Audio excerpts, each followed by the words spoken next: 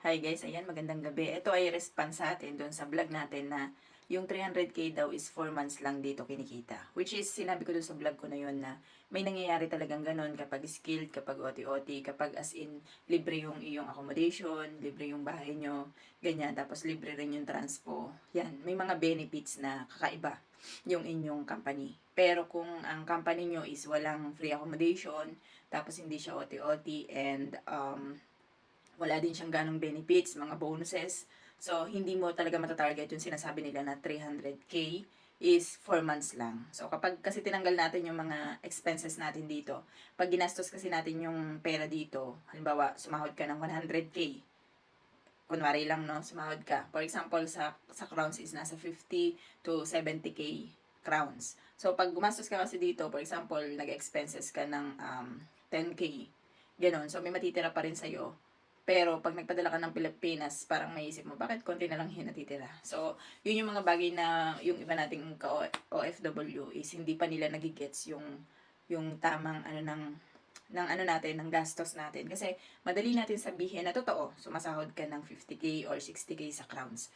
Pero kapag nales mo ba lahat ng bayarin mo, is ganun pa rin siya kalaki.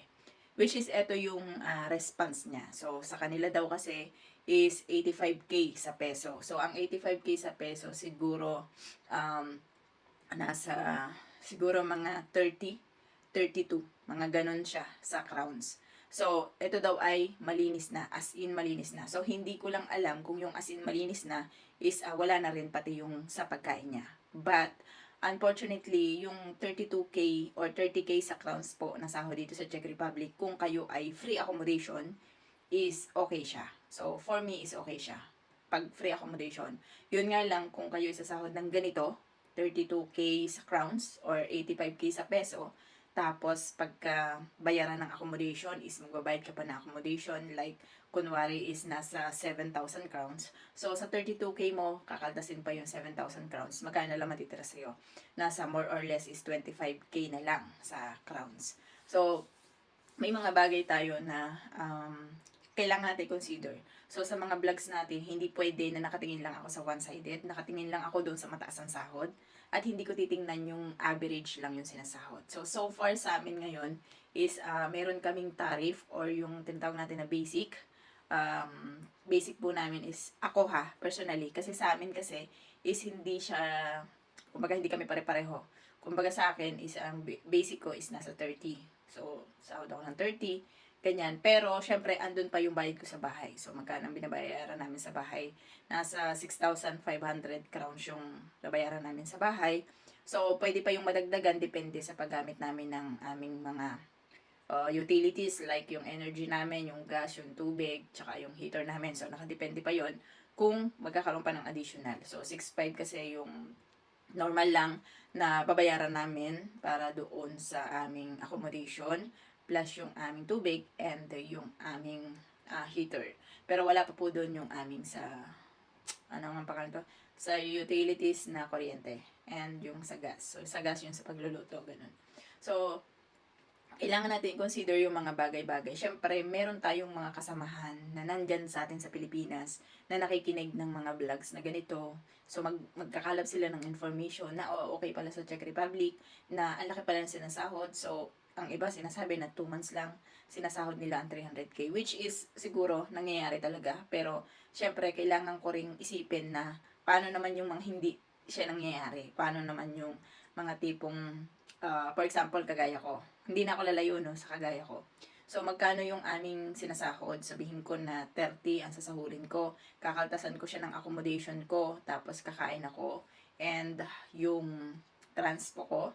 And, yung data ko. So, all in all yun, magkano lang ang matitira sa'yo. Magpapadala ka sa atin sa Pilipinas. And, yun na lang din yung matitira sa'yo. So, ang laki niyang pakinggan kasi ang 30 to 31k in crowns po ay nasa 80,000 sa peso. Pero kapag kinaltas ko yung sa bahay, kunyari sa bahay, kinaltas ko yung 6,500. So, magkano na kaagad ang mawawala sa akin? Sa crowns po yun. Plus yung aking accommodation, plus yung aking transportation na 312.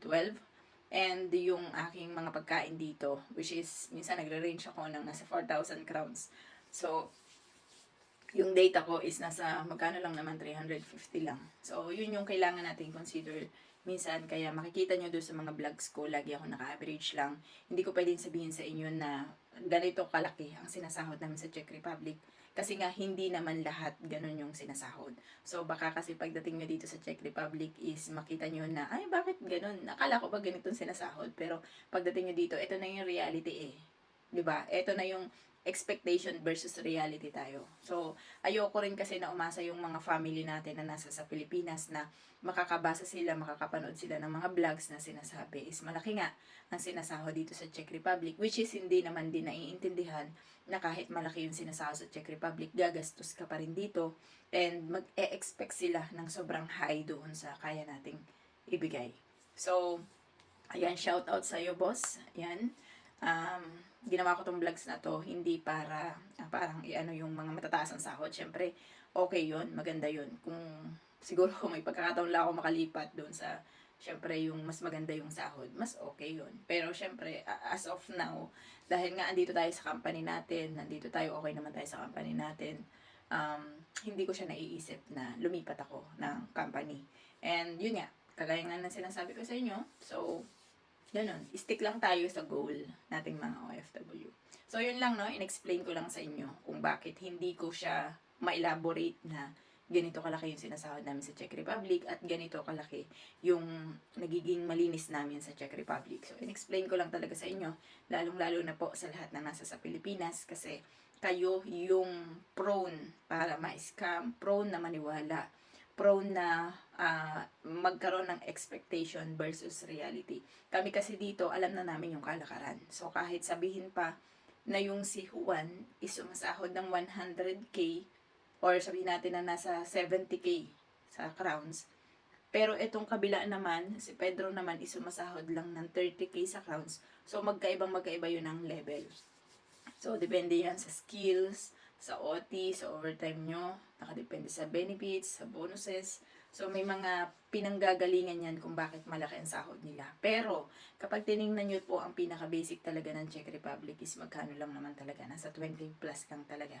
So, lumalaki lang talaga siya dahil nga doon sa mga additional, kagaya ng OT-OT at saka yung mga benefits, mga bonuses, and plus yung kapag ikaw ay may skills. So, isang malaking factor yon kung marunong ka mag-forklift, marunong kang mag-drive or forklift operator, ganyan, welding. So, malaking bagay po yan kung gusto nyo mataasan yung inyong sahod pagdating dito sa Czech Republic. So, habang nasa sa Pilipinas kayo, pwede nyo i-grab yung opportunity na kumuha ng license para dito sa mga nabanggit ko na category na pwedeng makatulong sa inyo para maging additional sa inyong skills. So, yun lang.